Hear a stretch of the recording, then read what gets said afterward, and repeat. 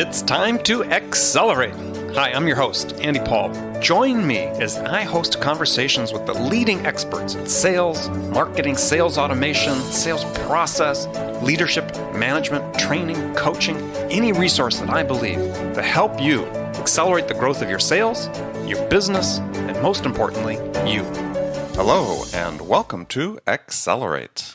I am looking forward to talking with my guest today. Joining me is Colleen Francis, founder of Engage Selling, and author of a great book called Nonstop Sales Boom, Powerful Strategies to Drive Consistent Growth Year After Year. Colleen, welcome to Accelerate. Thanks so much, Andy. It's my great pleasure to be here. So take a minute and introduce yourself. Tell us how you got started in sales. I come from a long history of selling, I guess. My dad was in sales, and so I never grew up in one of those households that thought sales was a bad thing. What did he sell? He sold paper products. Okay. So everything from paper to school notebooks to envelopes, in a corporate environment always. He was one of those career sales guys, 37 or 41 years with the same company and went from salesperson to sales manager to general manager. And I think probably because he was a salesperson, I was always one of those kids that when we were sent home with cookies or wrapping papers or poinsettias or spices or chocolate bars, I had to go door to door. He did not take that stuff to work for me. So, as a kid, I grew up selling. And then when I graduated from university. Here's a question. Did it come naturally for you? I don't know if it came naturally, but I'm certainly not an introverted person. So at an early age, knocking on doors and talking to neighbors that I knew and asking them to buy stuff was not nerve-wracking for me. But, they did have to push me out the door, let's say. Well, yeah, 8 years old. Get out there. You got quota to make. Exactly. Well, the thing that's kind of interesting, though, is you bring that up. Your father was in sales. I was interviewing someone just a week or so ago about their hiring practice, CEO of a sales technology company, saying that their biggest indicator of success in new candidates for sales positions is whether one and or both of their parents were in sales as a profession. Well, that's really interesting. And I hadn't heard that before, but the more I think about it, the more it makes sense. And for one simple reason is support. So I know as an entrepreneur and a solo consultant that having a spouse that supports you or a support network is critical for success. I couldn't do what I did if my husband kept saying things to me like, why don't you get a real job, right? Every time you had a failure. I tell people my wife has the real job, so. Exactly. And so in sales, if you grew up in an environment or you have parents, especially as your first job, who support you and understand that you can't win them all and keep you going, and you didn't grow up in an environment where selling was a bad thing, can't believe I paid all this money for you to go to university and you just ended up in sales. And that's the environment I grew up in as well. My parents, when I took my first job after university, weren't scared that I was going to be a failure or not make any money because I wanted to go into a selling career. And so I got support from them and actually had people, before I got married and moved on, who understood what I was going through and could offer advice. So what did you sell first? I sold life insurance and financial retirement products. And I did that for about 4 years, had some success, had some failure, ultimately decided that while I was comfortable selling, I wasn't comfortable in that really personal sale of having to have people disclose their personal net worth and savings and loans and all those kinds of things. It was easy for me to ask for $1 million from a corporation. It wasn't easy for me to ask for $50 a month from, a family around a kitchen table. So right. I decided to move into business to business sales. Excellent. Okay. And what'd you sell? Software. So I went to work for records management, glamorous database management, records management software that was really fascinating because we sold to highly regulated industries. In fact, if you think way back, when Microsoft was having problems with the Department of Justice, it was our software that they used to help organize their file rooms and libraries to get the documents the DOJ wanted.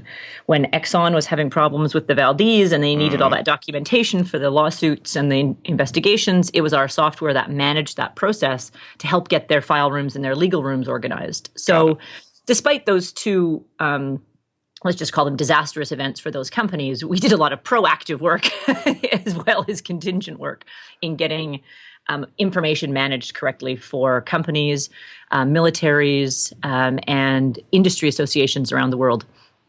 So what was the impetus for starting your own company?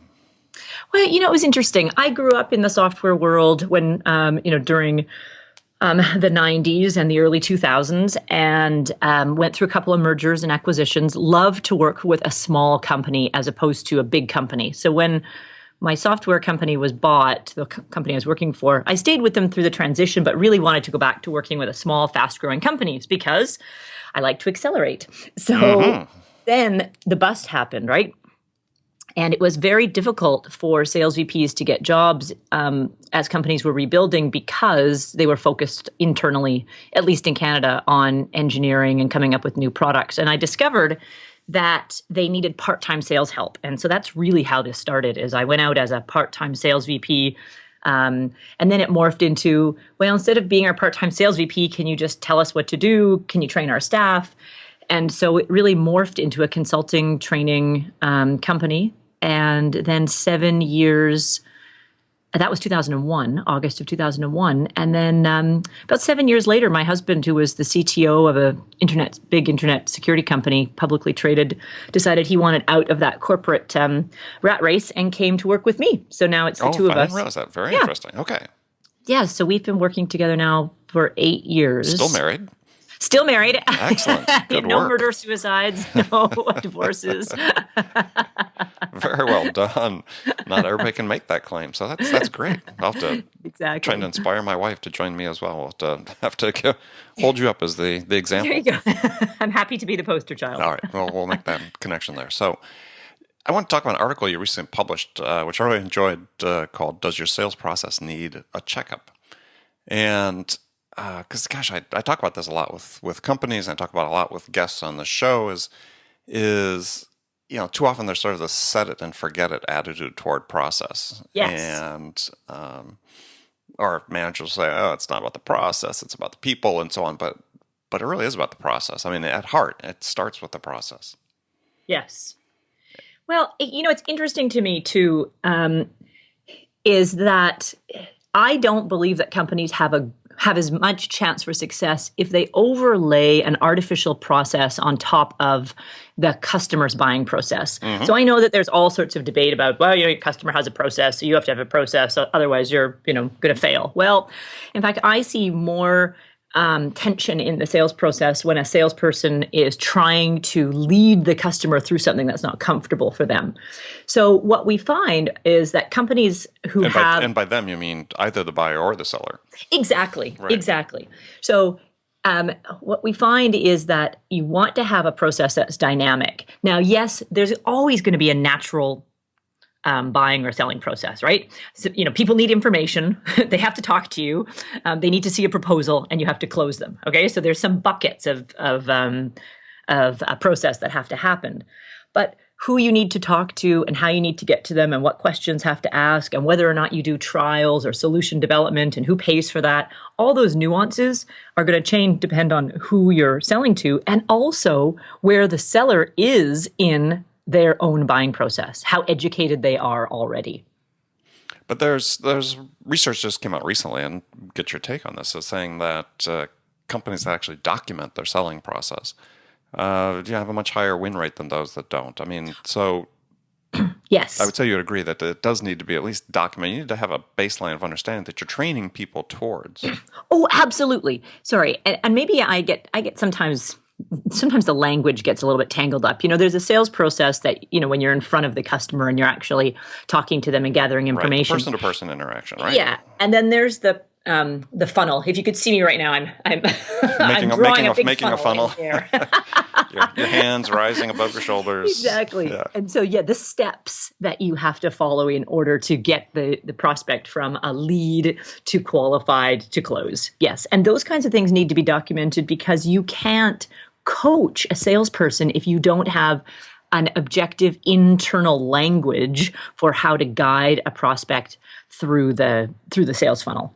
Well, okay. So the question then about your article, were you referring to the more documented sales process needs a checkup, or the individual's process they use to navigate the individual steps with the buyer? Well, I was talking about both. Okay. All right. Well, let's talk about both, because this is something that Yeah. I think is really critical for listeners that could be a sales manager or an entrepreneur. Is that, get back to this sort of set it and forget it attitude. Yeah. Is they may have heard, we need to document our sales process, or we're going to document it, but then we're going to put that document away somewhere. Yeah. and I think that gosh, well, we'll talk about this, and with some regularity, is managers need to sort of take a look at their sales process as if they were a new hire into the company. I'm a brand new VP, so what am I going to do with the sales process, right? A new set of eyes. What's your thought about that? Well, I think that you raise a really good point. You should nothing in sales should be set and forget, and there's two reasons for that. One, if you're going to go through all the work in actually documenting it because it's valuable, then you need to use it. If you just put it in a drawer somewhere and never use it, and never train new hires or never review it with old hires, let's just call them veterans, then what's the point? On the other hand, a sales process has to be dynamic. The buying process has changed, period. And the way people come into your company have changed. And this is one of the things that I'm really passionate about right now, is if a buyer comes to you in the middle of their process, you have to have a sales process that is adept at saying, okay, you're at our documented stage 4. That's okay. We're not going to force you back into stage 1. Well, So, of course they do, though. Yeah, well, it's terrible because I see that happening all the time. Yeah, I make the point with salespeople is that when you're in that situation, and some leads are going to come in through inbound, some are going to be proactively developed, but if somebody's coming in as an inbound lead, you need to look at them and say, okay, where are they in this funnel? Exactly. And for gosh sake, don't start with your corporate overview pitch the first time you talk to them, because they've got that information already. So here's the other thing, though, is I would guess that if you looked at that study that you showed that said sales companies that document their sales process are more successful, one of the things they're probably doing is they're documenting the sales process as executed by their most successful people. What a lot of people make the mistake of doing is documenting a sales process. They say, okay, here's how we need to sell. What they need to be doing is going to their most successful salespeople who are over quota today in today's market and say, how do you sell? If we can document that sales process, then we can leverage it to every other person in the company. I mean, if Bob is successful in one market, and his market's not an anomaly for some reason, meaning it's greenfield, or there's regulations that are allowing him to be successful, then there's no reason why Mary can't be successful using Bob's process in another territory. And so another reason for not setting it and forgetting it, as you said, is you want to make sure that it's dynamic, that every year you review it and say, hey, has anything changed? Are our buyers responding more positively or more negatively to one area? Are they coming into us in a different way? Are we getting leads in a different way? Yeah. So, I mean, absolutely. So, I mean, one of the issues obviously is, does Mary have the same basic capabilities as Bob? I mean, that's one thing to make it hard to replicate. But yeah, absolutely right. Is start there, I think, is a great way to proceed. So, but if I can just stop you for 1 second. But another interesting point there is, if you can document your sales process based on what you know is working in the marketplace, you can actually use that to help guide you in your new hires. Because now we say, here are the steps that we know that it takes to be a success in our market. So let's use that as a guidepost to understand the capabilities of the new hires coming in. If we know, for example, that the needs and solutions is the hardest part of our sales process, and it typically takes our top performers 3 months to go through. And in order to be successful, you have to be really persistent, really curious, really creative. Then we can make sure to test for that when we're hiring. On the other hand, if we know that negotiation is a really tough spot for our people and that we need to follow very rigorous, negotiation tactics, we can test for that and make sure we're hiring the right people and then training the people we do have in those areas. Exactly. Or hiring contract managers and let salespeople not negotiate to sell, right? Yeah, exactly. But you can structure your organization based around the skills that are required to be a success in your marketplace. Well, I think that's a great point for people listening is pay attention to what's working, and then map your process against what works. Yeah. You'd be surprised how that works, right? Yeah, exactly. I mean, it's a great way to go. So, We're going to take a short break. We're going to come back. We'll continue talking with Colleen Francis about sales process. Hi, this is Andy. Connect and Sell is used by sales reps at nearly 1,000 companies, including hundreds of technology startups and several Fortune 500 companies, to overcome the challenges of getting prospects on the phone. Companies using Connect and Sell grow their revenues faster by enabling their sales reps to have more sales conversations in 90 minutes than they could otherwise achieve in an entire week. Connect and Sell can be deployed directly to your sales reps, or you can take advantage of their outbound on-demand service, which delivers qualified prospect meetings scheduled directly on your sales reps' calendars. Visit connectandsell.com to learn more about how Connect and Sell can start filling your pipeline today. Welcome back with my guest today, Colleen Francis, and we've been talking about sales process, about giving your sales process a checkup. One last question on that, and then we'll move on to another topic. And Sure.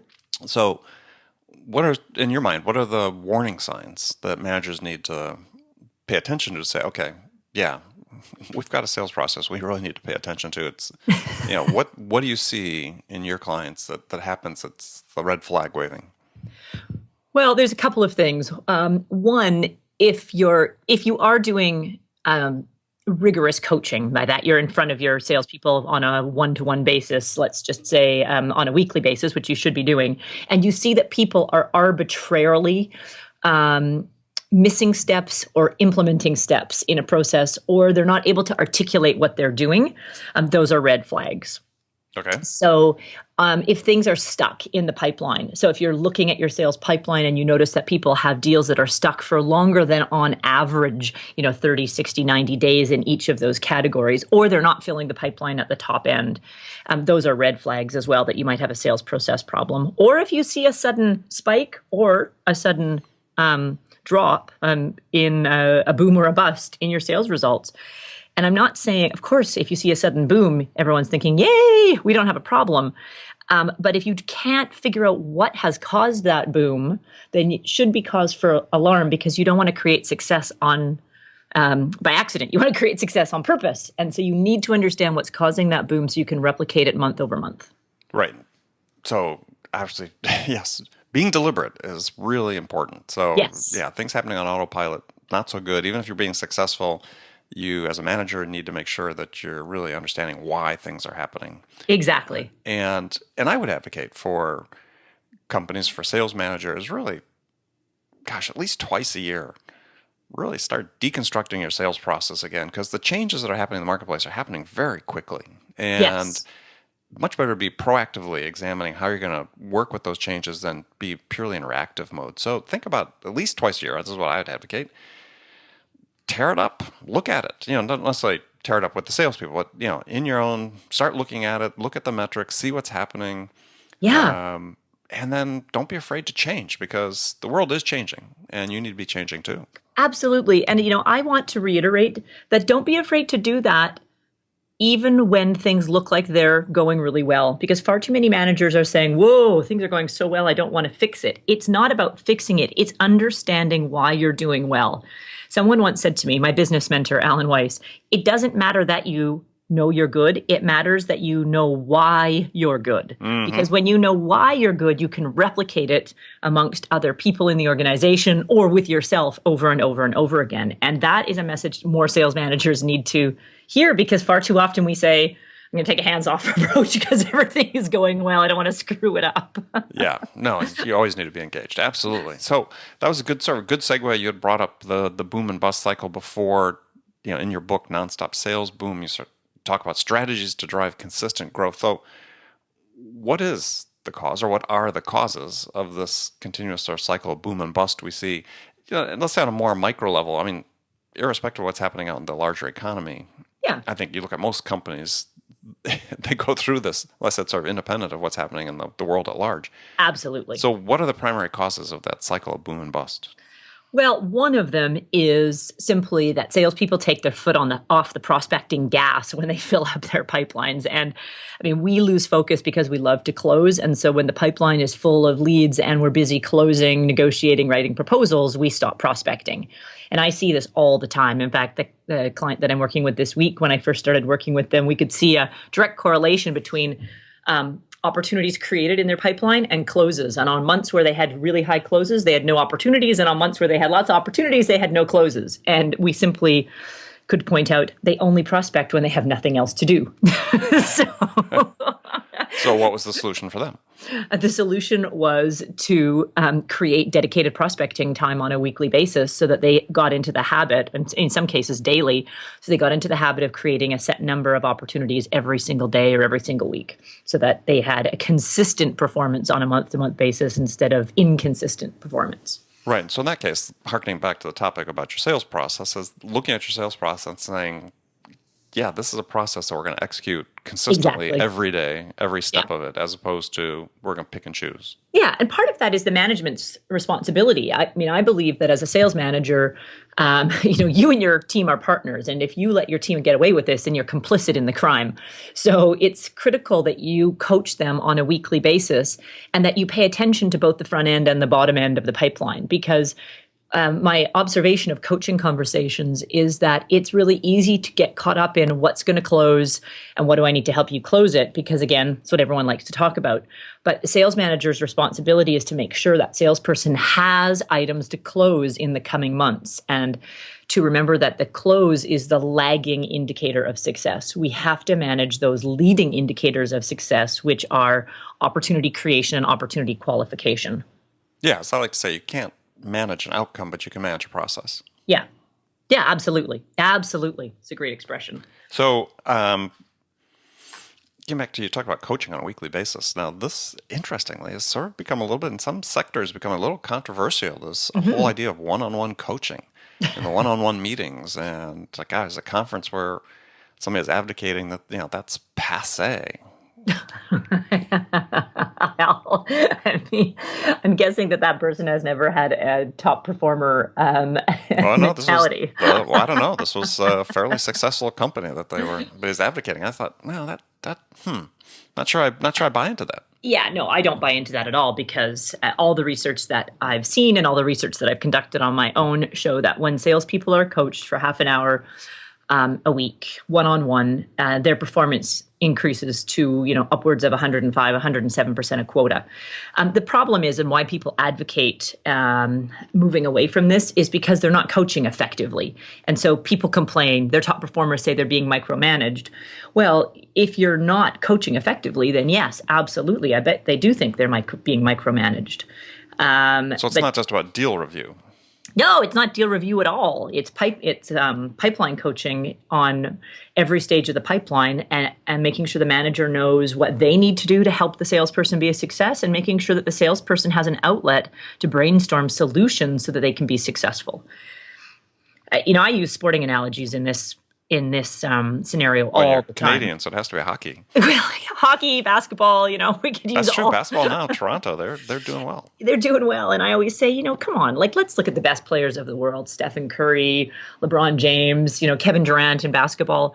What would happen if those guys opted out of practice? No matter how good they are. You look at John Daly as a classic golf example. Here's a guy who opted out of coaching, and what happened?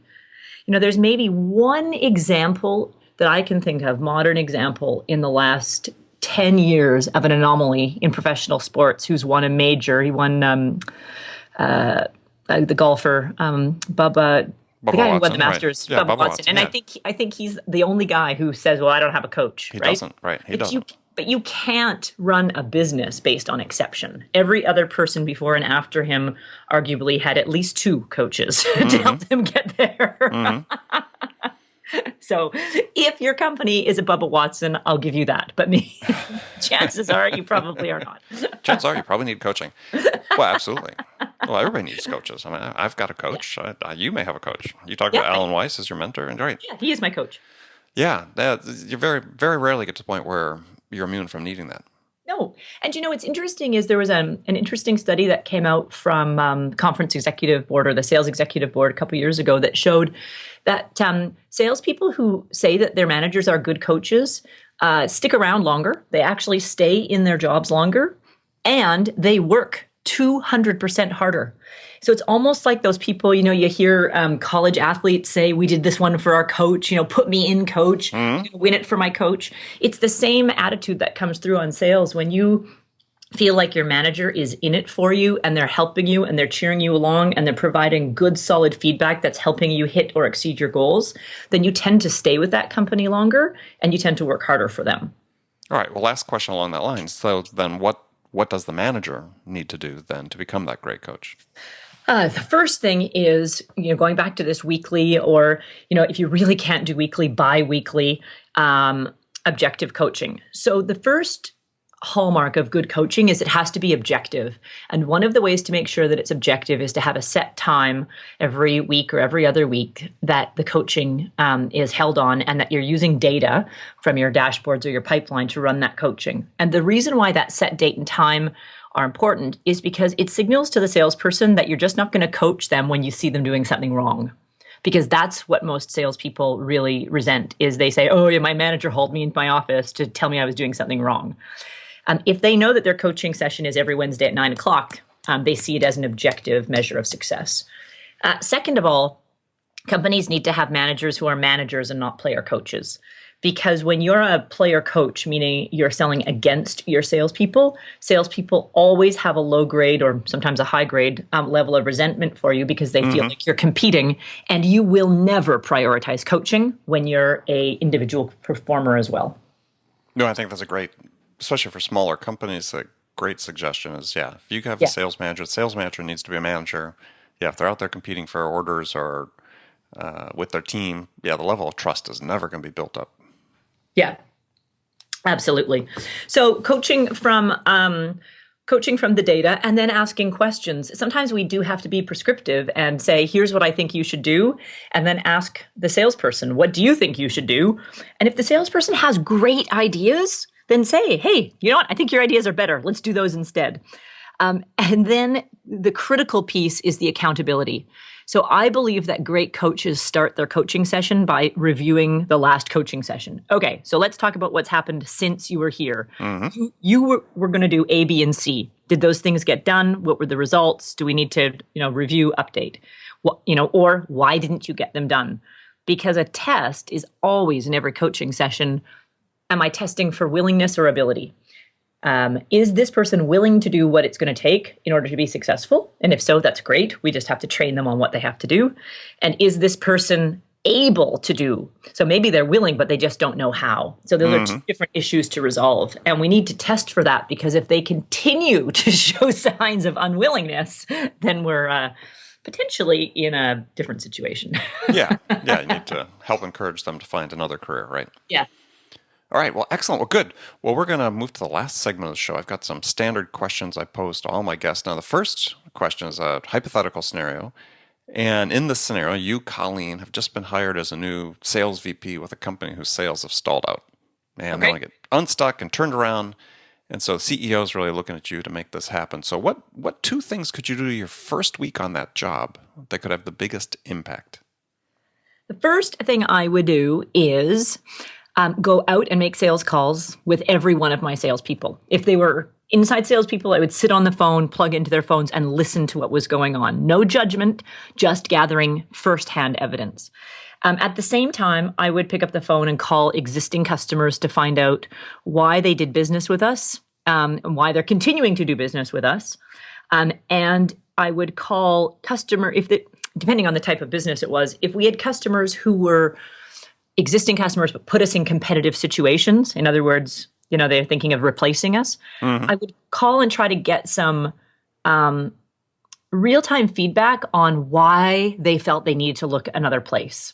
So not necessarily, I would try to pull myself out of a sales capacity and just, use look, I'm a new sales manager. I'm trying to help the company out. I'm trying to figure out what compelled you to want to go to someone else. Was it service, price, product, all those kinds of things. So the first week would be intensive evidence gathering. And then after I had evidence of what was I thought was working well and what was not working well, then I would suggest changes. I would immediately put into a coaching plan into place. So depending on how bad things really were, I would have. And the thing is, you never know till you get there. Exactly. Right? You never know till you get there. You never know. And I think the first thing we have to do is base all of our decisions on evidence. But you've got two things simultaneously going on. We don't want to make I wouldn't want to make any wholesale changes without that evidence. But on the short term, I'd want to make sure that I was staying on top of the team. So, for example, with one team we're doing this with right now, we have daily wrap-up calls, and they just last half an hour. The team is small, 4 people, but every day at 3:30 we get on the phone and we have a quick half an hour. Who'd you see? What's significant about those calls? What's the plan for tomorrow? And just doing that on a daily basis for 1 week has dramatically changed the actions that the salespeople have taken. And they don't feel, again, this is not a micromanaging situation. They know that sales are tanking, and so they're doing everything they can, but it's helping to build some team camaraderie in a team that's, based in California and New York. So those are the 2 things that I would do very quickly. Okay, great answer. And I would add to what you were saying is that you talked about coming in and listening is you have to listen without judgment. It's really important. Such a good point. Put your filters down because, you are hired as the expert, but it doesn't mean that you know what the right solution is. So listen without judgment. Yeah, and don't you find, the person in these kinds of situations, often you get hired in with someone's opinion on what they think the problem is. And that may or may not be the truth, but you have to take that, kind of put it aside and say, okay, let's really see what's going on here. Exactly. Okay, some rapid fire questions for you now. You can give me 1-word answers. You can elaborate. We'll let you get more than 1-word answers if you want. Okay. So the first one is, when you, Colleen Francis, are out selling, what's your most powerful sales attribute? Honesty, or genuineness, I guess is maybe a better word. Okay. Who's your sales role model? My dad. What's one book every salesperson should read, other than your own? Other than Nonstop Sales Boom?